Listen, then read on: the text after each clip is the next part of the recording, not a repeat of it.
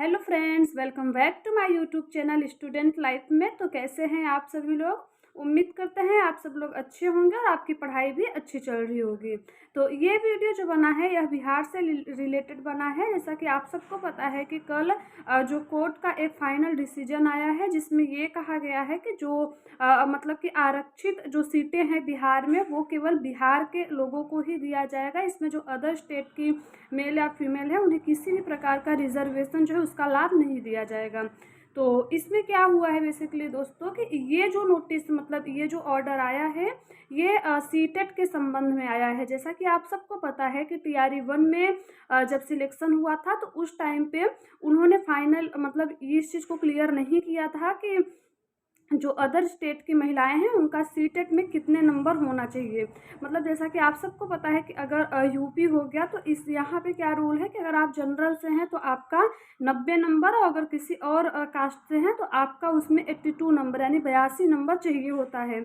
लेकिन बिहार में ऐसा है कि 5% का जो है एक्स्ट्रा उनको छूट मिलता है सभी महिलाओं को, चाहे वो जनरल से हो चाहे वो मतलब कि बिहार मतलब किसी भी कास्ट से हो, तो उनको 82 नंबर चाहिए होता है। तो उन्होंने तब इस चीज़ को क्लियर नहीं किया था कि उन्हें जो अदर स्टेट से महिलाएं आएंगी उनको 82 नंबर चाहिए या फिर 90 नंबर चाहिए।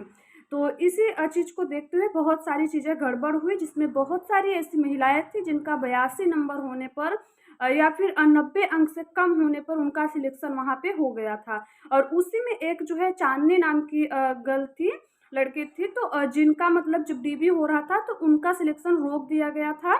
मतलब उनके सीटेट में 90 नंबर नहीं थे। इस बात को बाद में क्लियर किया गया कि जो अदर स्टेट की महिलाएं आएंगी उनका सीटेट में 90 नंबर ही होना चाहिए यानी पुरुष के हिसाब से ही होना चाहिए था। तो इसी चीज़ को लेकर वो कोर्ट गई थी। कोर्ट में चीज़ें अभी तक चल रही थी जिसका फाइनल डिसीजन कल आ गया है, जिसमें कोर्ट ने इस बात को जो है साफ कर दिया है कि अदर स्टेट की जो भी महिलाएं होंगी उनका सीटेट में 90 नंबर ही मतलब ज़रूरी है। मतलब उनका अगर 90 नंबर से कम होगा तो इस स्थिति में किसी भी प्रकार से उन्हें सिलेक्शन नहीं दिया जाएगा, क्योंकि वहाँ पे उन्हें जो रिजर्व कोटा है जो कि महिलाओं के लिए है उसका लाभ अदर स्टेट की महिलाओं को नहीं दिया जाएगा। तो दोस्तों जो कल फाइनल डिसीजन आया है उसमें बेसिकली सीटेट के संबंध में बताया गया है। उसमें टीआरई 3 का जो रिजल्ट है उसके संबंध में किसी भी प्रकार का जिक्र नहीं किया गया है कि इसमें जो महिलाएं हैं वो क्या पुरुष के सीट पर मतलब कि काउंट होंगी या फिर फीमेल पे होंगी। तो आप लोग मतलब कि झूठ मूठ के बहुत सारे चैनल हैं जो इतना बड़ा भ्रम फैला दिए हैं कि कल रात से लोगों को नींद नहीं आ रही है जितने भी गर्ल्स ने एग्ज़ाम दिया है, क्योंकि उनका कहना है कि जो महिलाएं हैं अब वो पुरुष की सीट पे जाएंगी, मतलब वो मेल की सीट में काउंट होंगी, अब वो फीमेल नहीं होंगी। तो ऐसा बिल्कुल नहीं है, क्योंकि उसमें इस बात का कोई जिक्र नहीं किया गया है। और आप सबको पता है कि पीआरटी का जो रिजल्ट है वो लगभग बन के तैयार हो चुका है। तो अगर उनको रिजल्ट से संबंधित कोई भी जानकारी देनी होती तो वो नोटिस में मेंशन जरूर करते कि जो अदर स्टेट की महिलाएं हैं वो अब जो है मेल पर जाएंगी। तो इसलिए आप लोग बिल्कुल परेशान मत होइए, जो भी होगा वो सामने ही होगा, देखा जाएगा।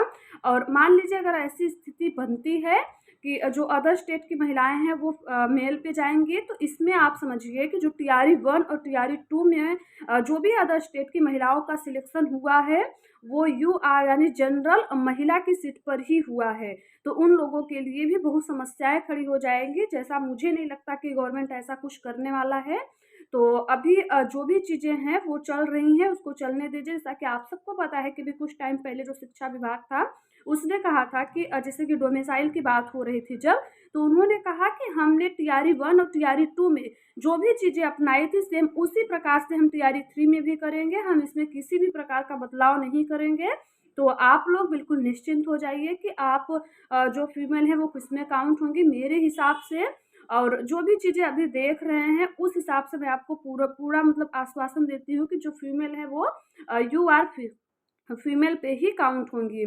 तो इसलिए आपको बहुत ज़्यादा घबराने की कोई ज़रूरत नहीं है। और फिर आप अपने मन में ये भी बना के रखिए कि अगर वो मेल पे गई तो उसमें आप भी कुछ नहीं कर सकते, हम भी कुछ नहीं कर सकते, कोई कुछ नहीं कर सकता है।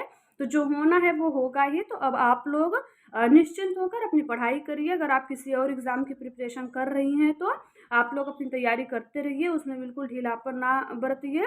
बाकी रिज़ल्ट जो भी है वो 2 से 4 दिन में आपको देखने को मिल जाएगा।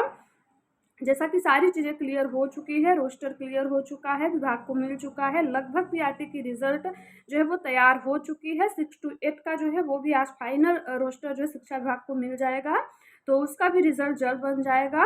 तो इसमें जो है रिज़ल्ट की जो बात है, आप मान के चलिए कि आपका 10 से 15 के बीच में पीआरटी का रिज़ल्ट देखने को मिल जाएगा, और जो 6 टू 8 का रिज़ल्ट है, मतलब अदर जो भी रिज़ल्ट है, वो सारी चीज़ें 25 नवंबर तक फाइनल देखने को आपको मिल जाएगा।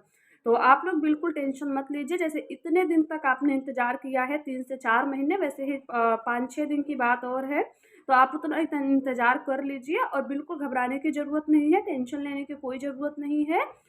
जो है अभी इस बात का कोई ज़िक्र नहीं किया गया है कि फीमेल जो है मेल पे जाएँगी, तो अभी के हिसाब से फीमेल फीमेल पे ही जाएँगी। तो आप लोग निश्चिंत होइए, अपनी पढ़ाई करते रहिए। तो यही जो है अपडेट हमें आप सबको देना था, तो हमने आपको दे दिया है। तो अब आप लोग कमेंट बॉक्स में अपनी भी राय ज़रूर बताइएगा कि आप लोगों के हिसाब से क्या सही है। तो चलिए हम आपसे फिर मिलते हैं नेक्स्ट वीडियो में एक नई जानकारी के साथ।